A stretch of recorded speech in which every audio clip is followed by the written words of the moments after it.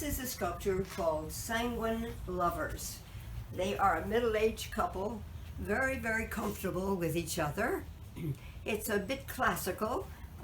It's made out of styrofoam coated with fiberglass and resin, so it can be outdoors.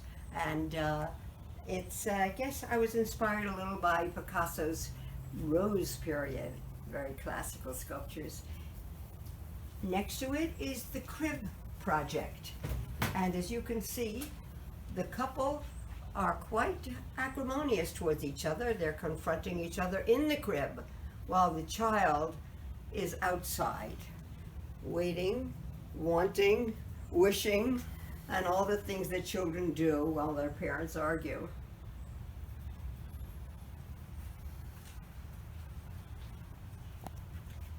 I had a piece of wood given to me by someone. They knew I was a sculptor and they gave me a piece of wood and I carved it, and it was outside for quite a long time.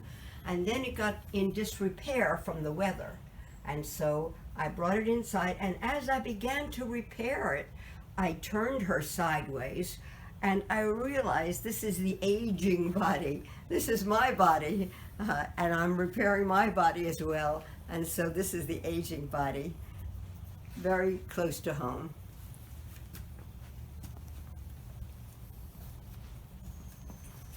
On this side of the patio are two figures. So they were side by side with a third, and all three are in the closest relationship they could have to each other, in beds, lying in beds and sitting in beds. And I wanted to show the isolation that everyone has, their inability to really communicate with one another. The figure on the left that you just saw, she cannot speak anymore. No one is listening. This figure is trying to speak. She has too much to say for even her mouth to be able to formulate the words of it all. And the third figure, who was struck by a tree and demolished, my neighbor's tree as a matter of fact, he was rising from the bed and talking, but nobody was listening. So that's isolation. Next one we're going to see is a very important piece of mine called Refugees.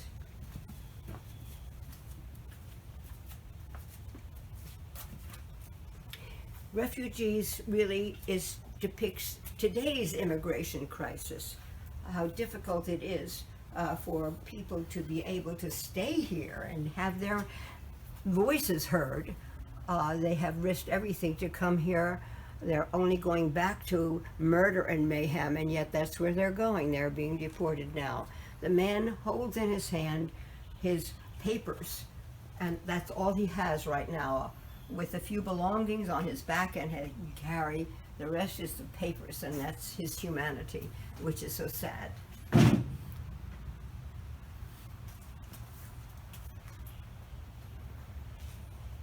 Oh, that is the doctor, and the doctor today is nothing without his equipment.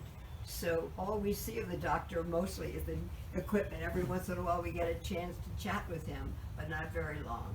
So this was made out of an x-ray machine, an old x-ray machine.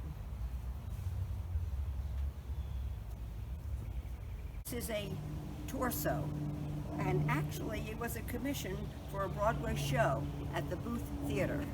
And I did the whole thing. It was a head, a full body, feet and legs and everything else. And when I got it back from the show, which actually opened and closed like a door on a windy day, it did not survive. It was called The Dozens.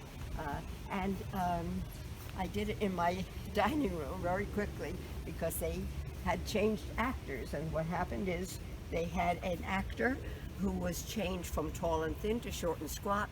And so we had a bit of a problem here.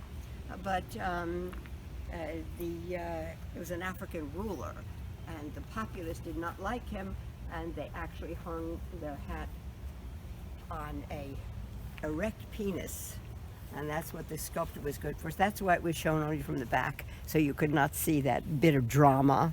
Here, the woodpeckers make a hole every single spring, and they live there because it's styrofoam. It was carved in styrofoam and coated with fiberglass and resin and bronze in powder form. So that's what it's made of. This sculpture is called Humble Walker. It actually comes from the biblical, and it says, "Hear, O man, what the Lord doth require of thee, only to do justice, love mercy, and walk humbly with thy God." He is not walking humbly at all. He's striding forward, because that's how you get things done.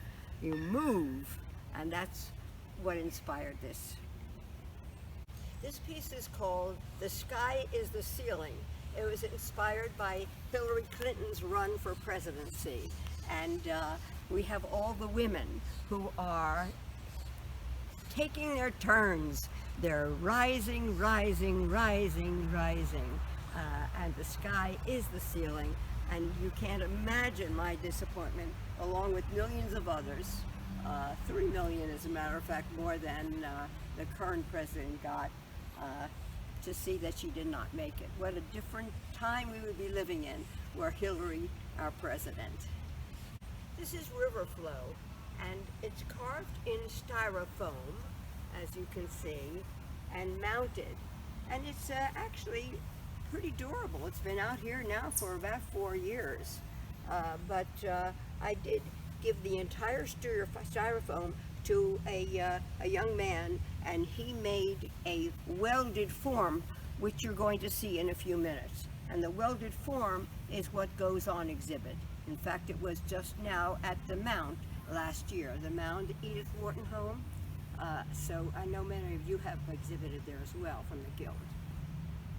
The piece is called Young Marrieds.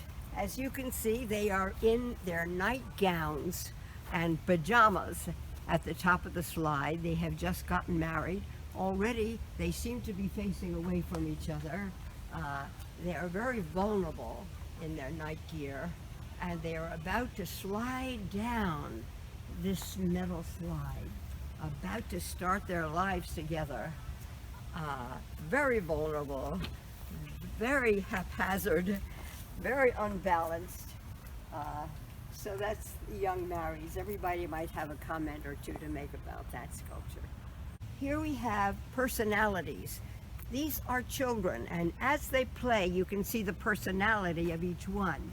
One is a show-off, one is a swinger, one is very cautiously climbing the ladder. So each one has a personality. I asked my grandchildren which one they would pick, and they all had one that they knew was them. This is Seated Woman Red, and it's welded steel. I worked with a welder. I did the whole thing in cardboard, and then we worked together to do it, bending the forms and all that. These steel pieces that you're going to see, welded steel, the next 4 pieces, several of them were exhibited at the Dag Hammarskjöld Plaza in New York City, 2nd Avenue, in the 40s. And the kids were all climbing all over them, so they got a little battered, but unbowed. I titled this one Reclining Woman, Black, Red, and Yellow.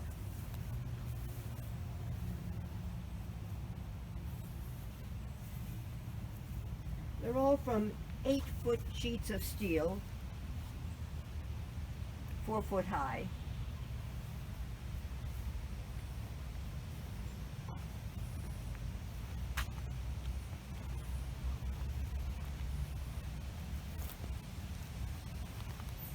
The next one we're going to see is another reclining woman around the same size.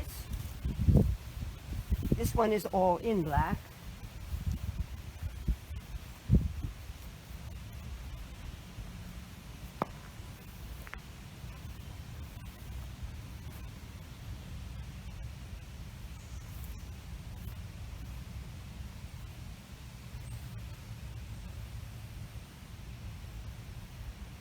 And over here is a sculpture garden I just made with several figures. The first, One Man in Memory of 6 Million, the bronze is on the campus of Ramapo College. The next one is called The Couple. can't see it too well against the light.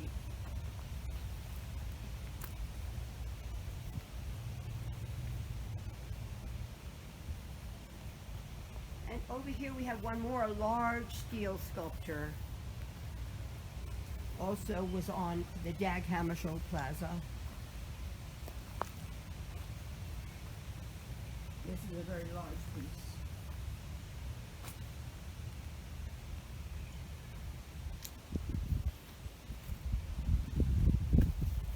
And finally, we're going to see Moses.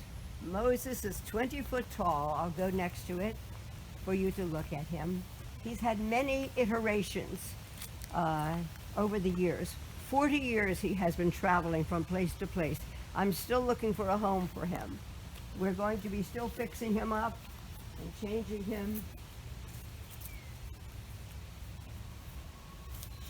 But this is Moses, holy Moses, wandering the desert. I wanted to show his vulnerability. Moses was a stutterer, and he didn't think he was capable of leading the Jews across the desert, but he did.